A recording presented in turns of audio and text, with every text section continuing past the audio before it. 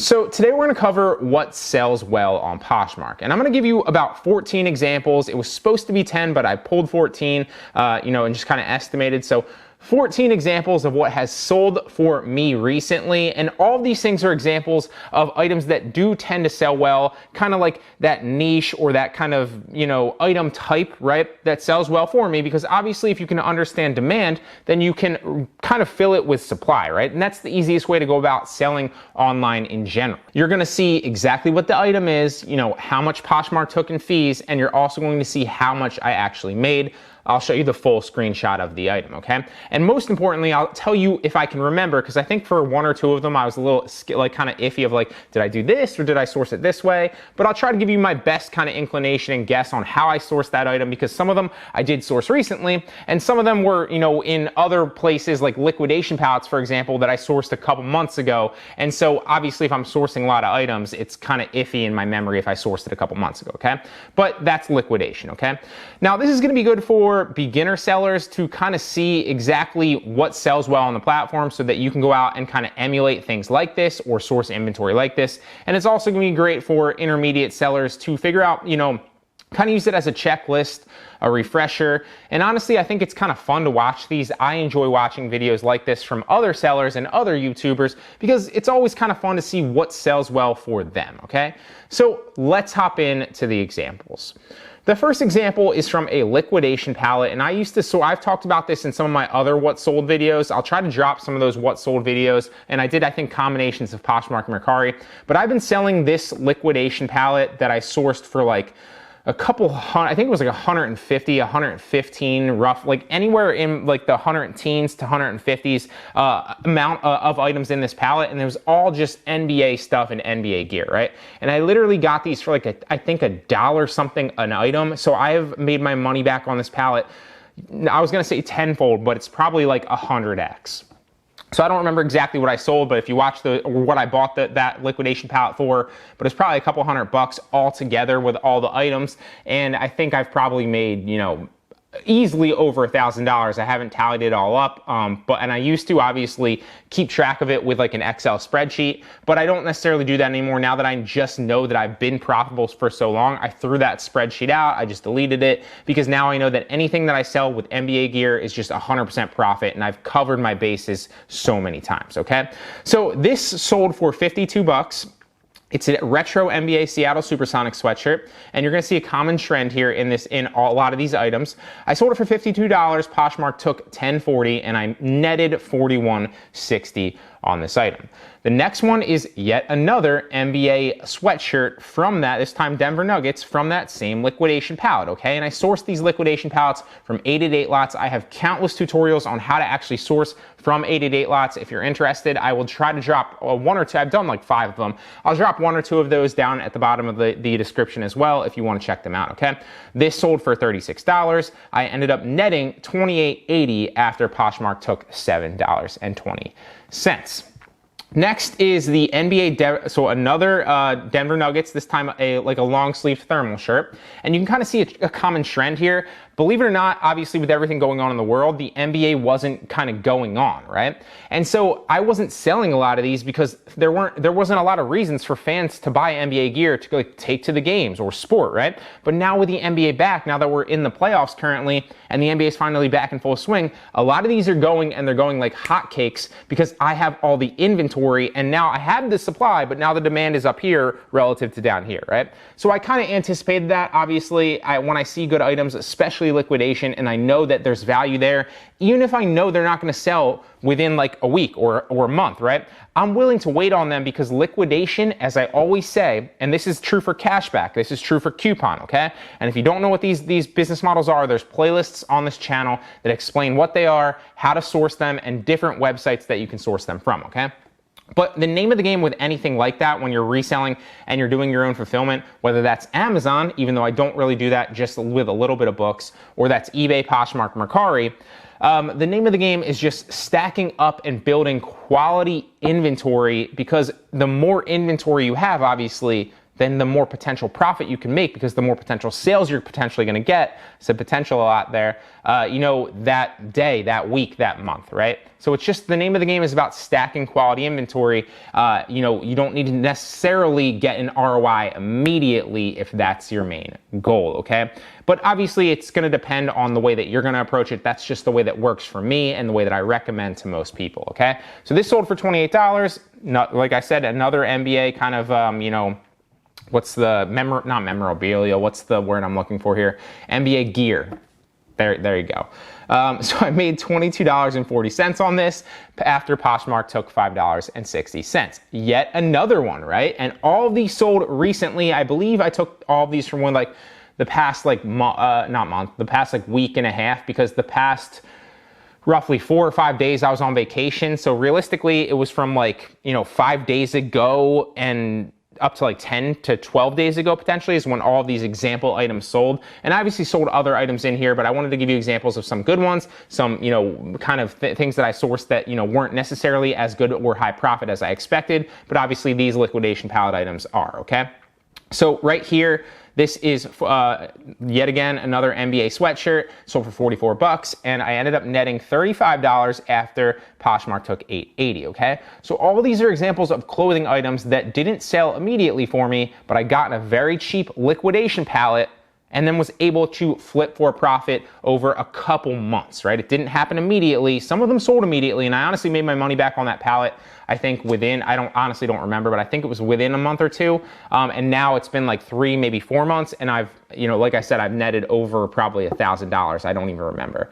This is an example of an item that I didn't make money on, okay? Now you'll see that, you'll be like, what, you didn't make money on it? Your earnings are $3.94 after selling it for $14, but I actually sourced this for about 20 bucks. I sourced this online for about 20 bucks. I got a great deal on it. It was a Banana Republic cardigan sweater, and I actually bought this on Poshmark, believe it or not, because I knew Banana Republic. I wear that brand from time to time. I have some Banana Republic sweaters.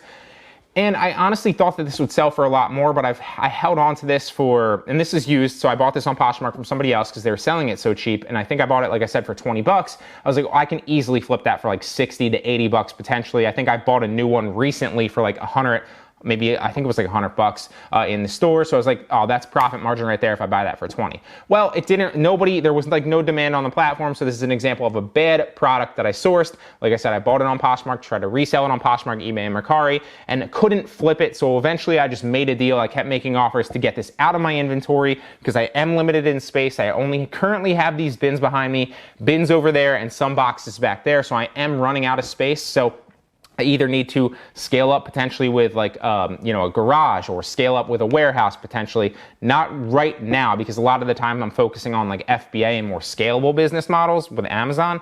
But that said, it is something that I plan to do and plan to explore in the future, or even maybe get a storage unit or something like that to store more inventory. Okay, so I sold this for $14. Poshmark took $2.95. You can see that I made an offer here, which is the less your shipping discount. I made I think it was a closet clear out deal. And then I ended up netting profit margin on this sale, $3.94, but like I said, I sourced it for 20 bucks, so I was probably out roughly $16. So this was an example of a bad buy. This is an example of a good buy on another liquidation pallet, okay? So I've talked about this in other videos as well, and what sold videos. I bought a bunch of shoes and a bunch of kind of moccasins, sandals, and stuff for, beachwear. So a lot of those sold in the beginning of summer, even though people weren't really able to go out because of everything going on, obviously. So this was still a good example of a buy. I don't know why somebody bought this at the end of summer, but maybe they live in, a warm climate year round. Or maybe they were going on a vacation or something like that. So these Bruno Mars sandals sold for $48. After Poshmark took $9.60, I ended up netting $38.40. Another example from the same exact pallet that, I believe this might have even been the same buyer. It doesn't look like I took the snapshot of who bought it, but I think the same buyer bought 2 or 3 pairs of my shoes. So it was roughly, maybe this wasn't the one because it's size 10 and size 8. So it might have been something else, but there was the same buyer that came in and bought 3 different items, and I ended up making offers to those, and they ended up selling. So these sold for $31. After Poshmark took $6.20, I ended up netting $24.80. This is yet another example of something that I didn't make money on. And this is another used product that I actually sourced. I don't know if this one was from eBay, but I believe that this was either on eBay, Poshmark, or Mercari that I sourced this one. I honestly can't remember because I sourced it like 6 months ago roughly, but it was a used Ralph Lauren polo kind of V-neck shirt, and I thought that I think I ended up sourcing this for like under $10. I don't remember what the exact thing was, and I think it was eBay if I'm taking a guess here, but ended up selling it for $15. And obviously, after you can see, I ended up doing the same exact thing as the cardigan, just trying to get it out of my inventory to clear up space to get other better inventory that's going to be more profitable for me, that obviously is in demand and will flip faster than this. So I ended up netting about $5, $4.89 after selling this on Poshmark and making a deal. But like I said, I sourced this for like 10 bucks, I think, on eBay like 6 months ago. So obviously I lost money on this. And this highlights obviously the importance. And I do this for most things, not all things, but I do this. So track everything. I always recommend, even if you're doing cashback, even if you're doing coupon, even if you're doing liquidation, track everything. Put it in a spreadsheet, right? Where did you source it from? What is it? What did you pay for it, right? And then what platform did you sell it on? What were the fees and what were the profit, right? Because when you do that, you might think that that's overkill, and you might be like, that's stupid. Why would I spend time doing that? It sounds like a headache. It sounds like a lot of work. But you don't need to do it forever, right? But what you track, you can improve. So if you track in the beginning, obviously you'll start to see what sells best for you, what's selling quickly, what types of items, right? What you sourced it for, so how you can get your inventory, quality inventory and cheap inventory that you can obviously resell, or it doesn't even have to be cheap, right? But if it's quality and it's selling well, and what you're making the most money on. Seeing all that data in a spreadsheet is really gonna kind of help you emulate those things, source more inventory like that, and scale your business and make more money, right? So this is another example. This is from an NHL liquidation pallet. So you can see that I kind of went in the sports direction here. Same as the NBA. I think I sourced this like a month or so after the NBA one.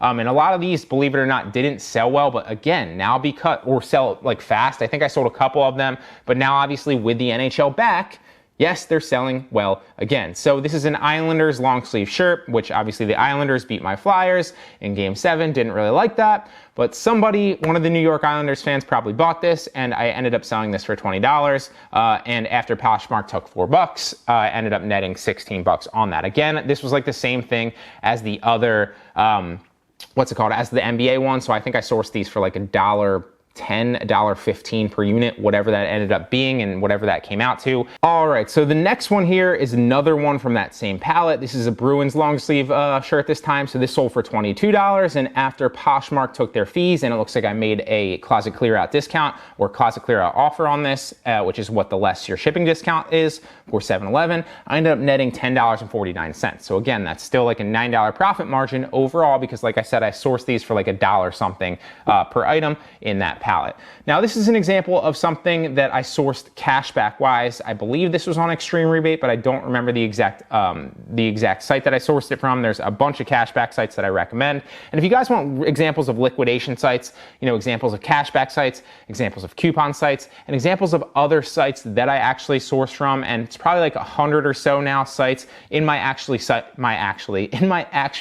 siteless cheat sheet. The siteless cheat sheet is always linked 100% free in the description. You can go there, check those sites out, and start sourcing for yourself quality inventory from the exact places that I source from as well, okay?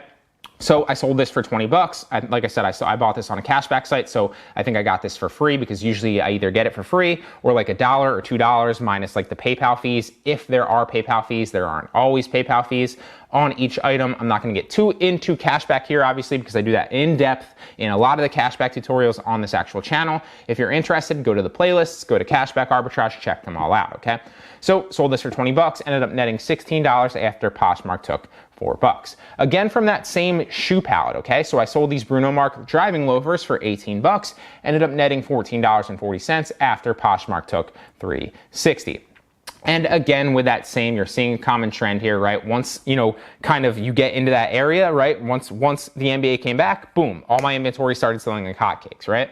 So source with those things in mind, right? It's the same type of thing when you're sourcing on like Amazon, for example, and you source like a Star Wars item with a new Star Wars movie coming out, right? Or something like that. Obviously, that's not the only way that you want to judge demand and the only way that you want to potentially source inventory, but it definitely is a big factor in that when obviously you're sourcing, right? So you just need to keep those types of things in mind. It's not the be all end all. You obviously don't need to, but it's just another potential tool that you can use to source good inventory, okay? So again, this one sold for $28. After Poshmark took $5.60, I ended up netting $22.40. From the same pallet, $40 this one sold for. This one's actually a retro one, so Seattle Supersonics aren't even around anymore. Sold this for $40, ended up netting $32 after Poshmark took $8.